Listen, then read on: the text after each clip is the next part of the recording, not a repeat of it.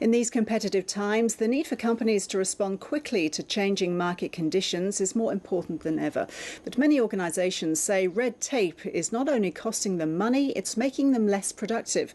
That's according to the latest survey from the Australian Industry Group. Heather Ridout is the group's chief executive.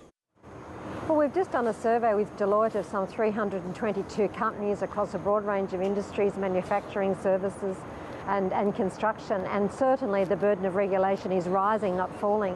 Some 70% of companies said the burden had risen over the last 3 years, and 75% anticipate it rising over the next 3 years. So clearly we've got a big issue to deal with in this area. Have you got an example of the sorts of regulations that are just exasperating business? Well, companies are saying that the cost to them is some 4% of total costs, which, when you extrapolate it across the economy, translate to well over $90 billion.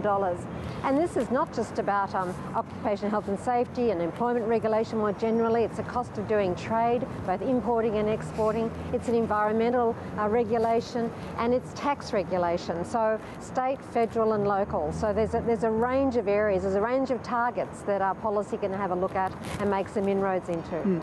And when you say red tape, do you mean things that you see as being non-essential?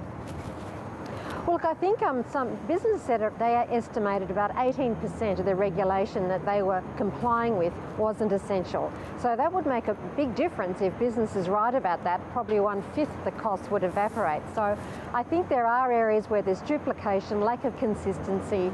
The average business is dealing with 8 regulators. If we can get some more consistency between those regulators, there's a range of areas certainly that are ripe for the picking. So how do you do that? How do you go about streamlining a very complicated area? Well, it is, and the COAG processes are clearly important, and I note the government are now consulting about the next tranche of the COAG reform process around regulation. So this will be a very, very important process this time around. But certainly that process has proven to be extremely difficult to achieve progress with, but it's absolutely vital we do. I mean, at the moment we're dealing with occupational health and safety regulation, trying to get one model law across Australia. And if that's any example, you know, that you get lack of political will or complicated political will, you get difficulties between business sectors.